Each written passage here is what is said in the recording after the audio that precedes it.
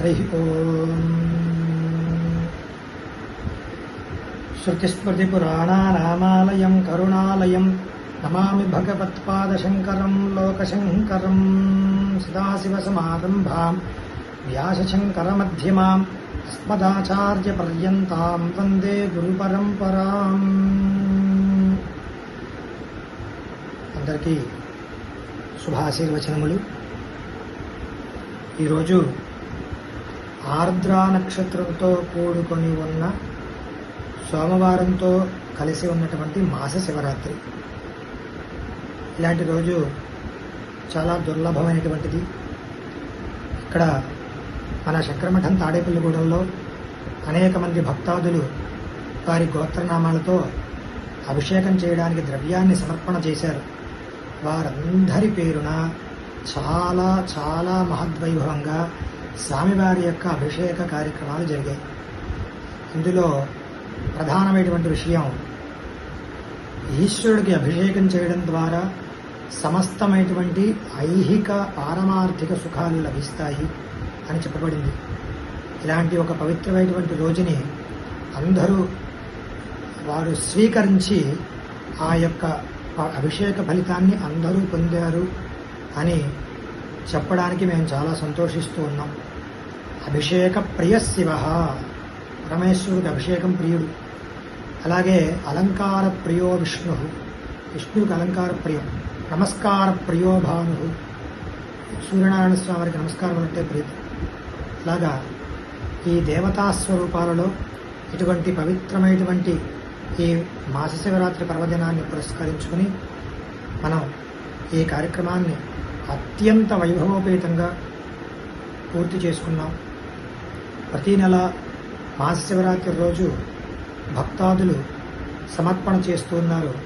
వారందరూ, అలాగే ఎవరైతే దర్శనానికి వచ్చి అమ్మవారిని ప్రార్థన చేస్తారో వాళ్ళందరూ కూడా సుఖ సంతోషాలతో ఉండాలని, లోకా సమస్తా సుఖినో భవంతు, సర్వే భవంతు సుఖినః, సర్వే సంతు నిరామయాః, సర్వే భద్రాణి పశ్యంతు, మా కశ్చిద్ దుఃఖభాగ్ భవేత్. ఓం శాంతి శాంతి శాంతి.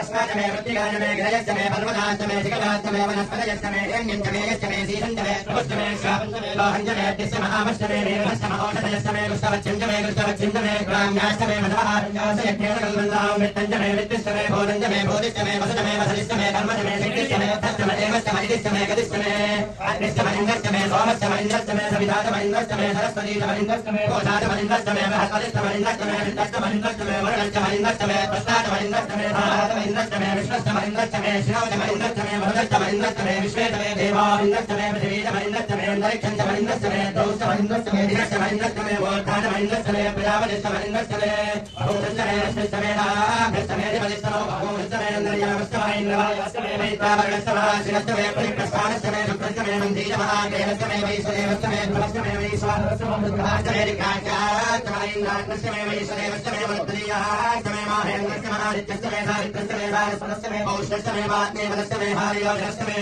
विद्मश्चमे वरिष्ठमे वेदिश्चमे विष्णुयाश्चमे सुदश्चमे जमसाश्चमे ग्रावानश्चमे सर्वश्चमे वरमाश्चमे शिवनश्चमे द्वारकश्चमे वारुक्यानश्चमे बोधश्चमे आदवलीयश्चमे आतीन्द्रश्चमे अविद्धानश्चमे ग्रहाश्चमे सरस्वताभवनाविमे सरस्वै रुद्राय नमोऽस्तु सहस्रमीनं वाचामृत्यामृत्याय हन्नवे। ఈ శంకరమఠం ఎక్కడ ఉంది అని చెప్పి అడుగుతున్నారు. తాడేపల్లిగూడెం, పశ్చిమ గోదావరి జిల్లా, ఏలూరు రోడ్లో ఈ శంకరమఠం ఉంది. అయితే ఈ మాస శివరాత్రికి సంబంధించి ద్రవ్య సమర్పణ ఎలా చేసుకోవాలి అని అడుగుతున్నారు. వైశాఖి యాప్ ఉంది, దాని ద్వారా 216 రూపాయలు ద్రవ్య సమర్పణ చేసుకోవచ్చు. అందులో ఈ వేద విద్యార్థుల కోసం మీరు ఏదైనా సమర్పణ చేయాలి అన్నా అందులోనే ఉంటుంది. ఏ వివరాలు కావాలి అన్నా మీకు ఆ వైశాఖి యాప్లో లభ్యమవుతాయి. మాస శివరాత్రికి అయితే 216 రూపాయలు ద్రవ్య సమర్పణ చేయాలి. దీనికి సంబంధించి నేను కమ్యూనిటీ పోస్టు పెడతాను. ప్రతి వీడియో కింద కూడా నేను వివరాలు ఇస్తూనే ఉంటాను. అలానే నవావరణ అర్చన ప్రతి మంగళవారం జరుగుతుంది.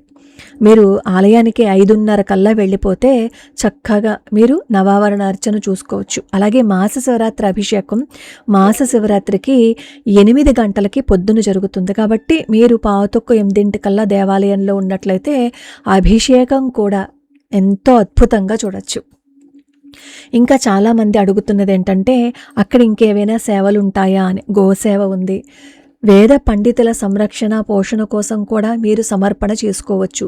అలాగే రేపు శ్రావణమాసం వస్తోంది కదా, శ్రావణమాసం నెల్లాళ్ళు గోత్రనామాలతో పూజ చేయటం కోసం 516 రూపాయలు ద్రవ్య సమర్పణ చేసుకోవాల్సి ఉంటుంది. అది కూడా నేను కమ్యూనిటీ పోస్ట్లో పెడతాను. ఈ నెల్లాళ్ళు మీ గోత్రనామాలు చదువుతూ అమ్మవారికి అర్చన చేస్తారు. ఎవరైనా పంపించాలి అని అనుకుంటే వివరాలు పోస్ట్లో పెడతాను, ఒకసారి చూడండి. వైశాఖి యాప్ ద్వారా మీరు ద్రవ్య సమర్పణ చేస్తే మీకు వెంటనే రసీదు వచ్చేస్తుంది.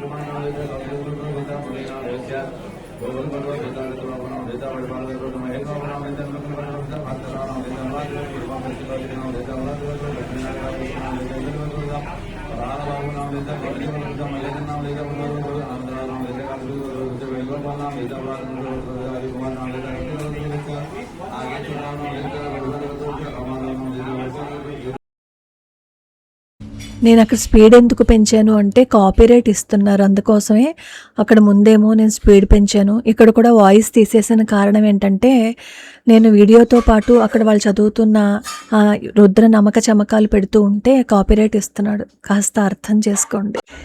నిజంగా ఎంత అద్భుతంగా జరిగిందో కదా అభిషేకం.